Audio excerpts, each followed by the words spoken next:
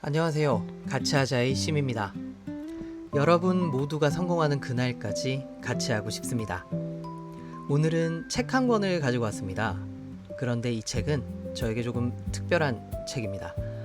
제목을 듣는 순간 아주 오래된 기억 하나가 떠올랐기 때문입니다. 저는 마산, 창원에서 자랐습니다. 어렸을 적 버스를 타고 어딘가로 가다 보면 늘 흘러나오던 안내방송이 있었습니다. 이번 정류장은 6일 약국, 6일 약국입니다. 저는 그 약국에 가본 적이 없습니다. 약을 살 일도 없는 어린아이였으니까요. 그런데 이상하게도 6일 약국이라는 그 이름은 제 머릿속 한 구석에 그대로 자리 잡았습니다. 수십 년이 지난 지금까지도 말입니다. 그리고 어른이 되어 장사를 시작하고 이 책을 펼친 어느 날 저는 소름이 돋았습니다. 제 어린 시절 머릿속에 박혀있던 그 이름이 바로 이 책의 주인공이었기 때문입니다. 생각해 보십시오. 한 번도 가본 적 없는 작은 가게의 이름을, 한 번도 가본 적 없는 가게의 이름을 한 아이가 수십 년 동안 기억하고 있다는 것. 이게 무슨 의미일까요? 이 책의 저자는 가장 유명한 약국을 만들었다라고 말합니다. 그 말이 사실이라는 걸 제가 제 기억으로 증명하고 있었던 것입니다. 오늘 그 이야기 6일 약국 갑시다입니다.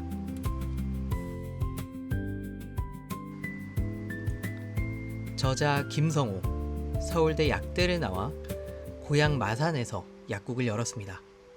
사회에 첫 발을 디딜 때 그가 가진 것은 세 가지뿐이었습니다.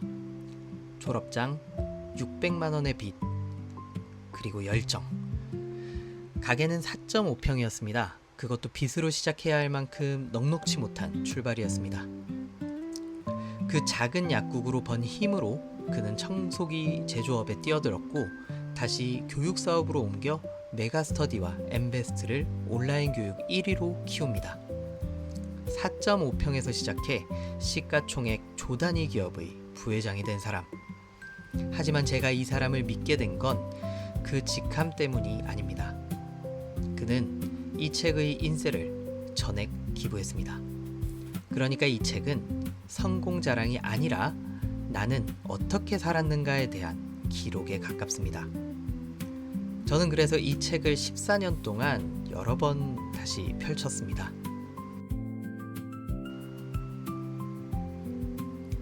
이 책의 프롤로그 제목은 섬김의 비즈니스입니다. 그리고 1장에서 그는 단호하게 말합니다. 혁신의 가장 큰 장애물은 고정관념이다. 생각해 보십시오. 4.5평, 변두리, 무명약국. 주변 모두가 말했을 겁니다. 그 자리에선 안 돼. 그 크기로는 안 돼. 그게 고정관념입니다. 그는 그 고정관념을 받아들이지 않았습니다. 그는 이렇게 말합니다. 물건을 팔기보다 정성을 파는 마음으로 하라. 약을 파는 게 아니라 마음을 파는 것. 그는 이걸 마음 경영이라고 불렀습니다. 저는 이 대목에서 제 14년을 돌아봤습니다. 저는 안산에서 작은 베트남 음식점 하나를 운영합니다. 처음 장사를 시작할 때 저에게도 고정관념이 있었습니다. 맛만 좋으면 손님은 알아준다. 이게 가장 무서운 고정관념이었습니다. 맛은 기본입니다. 하지만 기본만으로는 아무도 당신을 기억하지 않습니다. 김성호는 또 강조합니다. 분수에 맞게 힘 닿는 만큼. 무리한 한 방이 아니라 지금 내가 할 수 있는 정성, 그것부터 시작하라는 겁니다.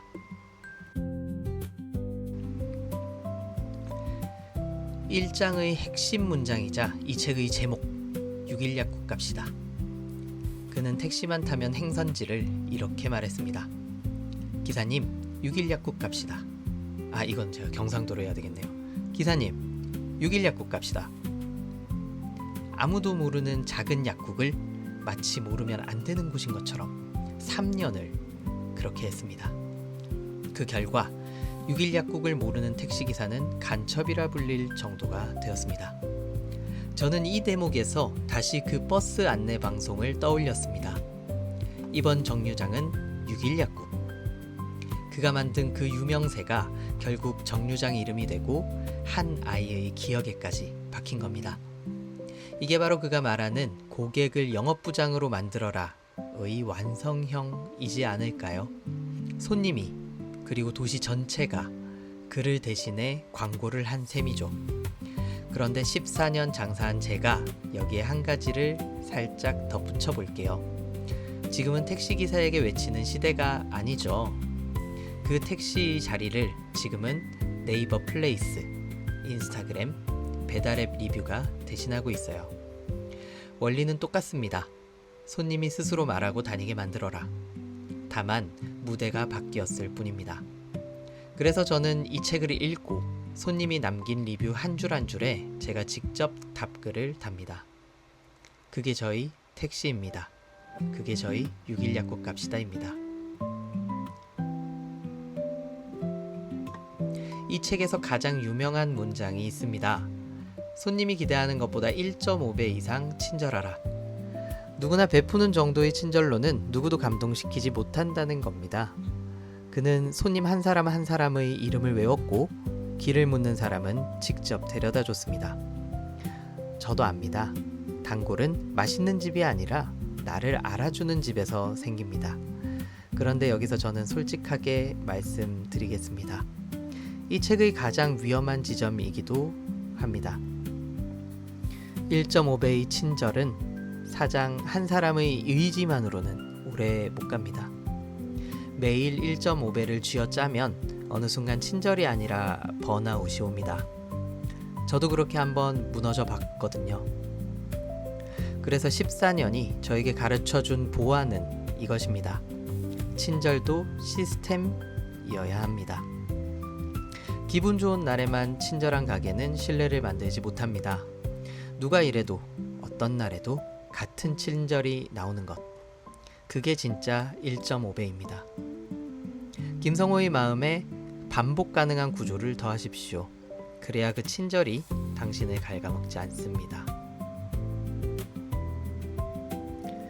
이 책의 심장은 3장의 이 문장이라고 생각합니다.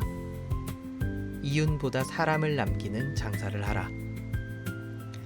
장사를 이익으로만 보면 손님은 지갑이 됩니다. 하지만 사람으로 보면 손님은 관계가 됩니다. 그는 당장의 이윤을 손해보더라도 사람을 남기는 선택을 반복했습니다. 그 사람들이 결국 매출 200배가 되어 돌아왔습니다. 여기서 오해하시면 안 됩니다. 이건 착하게 살면 복 받는다는 막연한 이야기가 아닙니다. 이건 철저하게 장기적인 계산입니다. 한 명의 손님이 평생 우리 가게에 쓸 돈, 그리고 그 손님이 데려올 또 다른 손님. 그걸 보는 사람과 오늘 영수증만 보는 사람은 10년 뒤 완전 다른 자리에 서 있습니다. 저는 이 문장을 마음에 새겨두었습니다. 1,000원을 더 남기려다 사람을 잃을 것 같은 날. 저는 이 문장을 다시 떠올립니다. 이유는 결과입니다. 사람은 원인입니다. 많은 사장이 건너뛰는 챕터가 있습니다. 2장, 고객에 앞서 직원부터 감동시켜라. 손님에게 친절하라고 100번 말해도 정작 함께 일하는 사람이 상처받고 있다면 그 친절은 손님에게 가 닿지 않습니다. 감동받지 못한 사람은 감동을 줄 수 없습니다. 김성호는 직장인 마인드와 자영업자 마인드는 다르다고 말합니다. 저는 제 매장에서 혼자 일하지 않습니다. 함께 일하는 사람들이 있죠. 그래서 이 챕터가 저에게는 가장 아팠습니다. 손님 응대 매뉴얼은 몇 장씩 만들면서 정작 옆에서 함께 일하는 사람의 마음은 며칠이나 들여다봤는가. 함께 일하는 사람이 주인처럼 일해주길 바란다면 먼저 제가 그 사람을 주인처럼 대해야 합니다. 순서를 거꾸로 하면 아무것도 돌아가지 않습니다. 장사는 이익보다 사람을 남기는 일, 그 사람에게는 손님만이 아니라 내 곁에서 함께 일하는 사람도 포함되어 있습니다.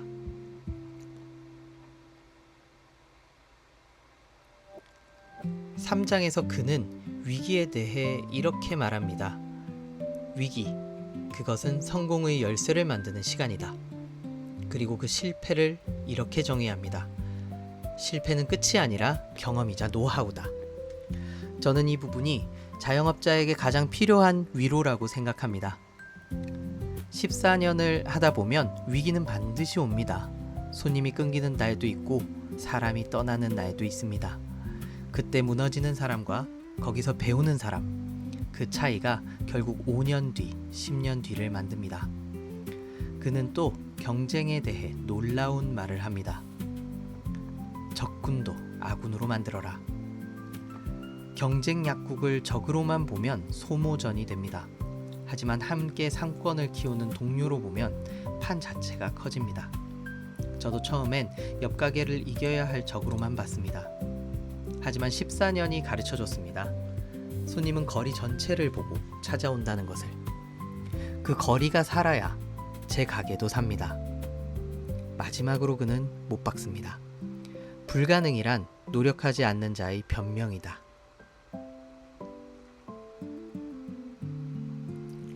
그가 끝까지 지킨 두 가지가 있습니다. 정직, 그리고 약속. 시간 약속과 말의 약속을 철저히 지키는 것. 화려하지 않습니다. 그런데 이게 신뢰의 전부였습니다. 신뢰는 큰 사건이 아니라 작은 약속이 깨지지 않고 쌓일 때 만들어집니다. 그리고 나누고 베풀어라. 그는 아버지의 생활신조를 이야기하며 손님을 이렇게 표현합니다. 내게 복을 주러 온 사람들. 저는 이 표현에서 한참을 멈췄습니다. 같은 손님인데 누구는 돈을 쓰러 온 사람으로 보고 누구는 복을 주러 온 사람으로 봅니다. 그 시선의 차이가 친절의 진심을 가릅니다. 그리고 그는 그 믿음을 끝까지 밀고 갑니다. 산을 옮길 수 있다는 믿음. 작은 약국 하나로 시작해 결국 교육기업을 세운 사람의 말이라 그 무게가 다릅니다. 기억하십니까? 그는 이 책의 인쇄를 전액 기부했습니다. 받은 것을 다시 나누는 것. 그가 말한 나눔의 선순환은 책 밖에서도 실천되고 있었습니다.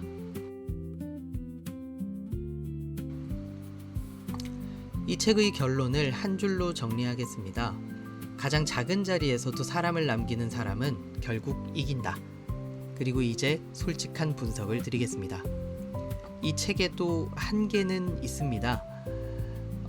워낙 오래된 책이기도 하고 미담 위주라 실패의 구체적인 디테일은 상대적으로 적습니다. 택시로 입소문 내던 시대와 지금은 무대가 분명히 다릅니다. 그러니 이 책을 그대로 따라할 매뉴얼로 읽지는 마세요. 대신 방향을 잡아주는 나침반으로 읽으시길 권합니다. 기술은 시대마다 바뀝니다. 하지만 사람을 남겨라는 원칙은 40년이 지나도 그대로였습니다. 저는 그 증인입니다. 약국에 가본 적도 없는 한 아이의 머릿속에 그 이름이 박혀 있으니까요. 이번 정류장은 6일 약국. 그 한 문장이 40년 뒤 한 식당 사장의 가슴에 다시 도착했습니다. 당신의 가게에서, 당신의 일에서 지금 남기고 있는 것은 이윤입니까? 사람입니까? 천천히 생각해 보셨으면 합니다. 저는 다음 책에서 또 찾아오겠습니다. 같이 하자의 심이었습니다. 여러분이 모두가 성공하는 그날까지 같이 하고 싶습니다.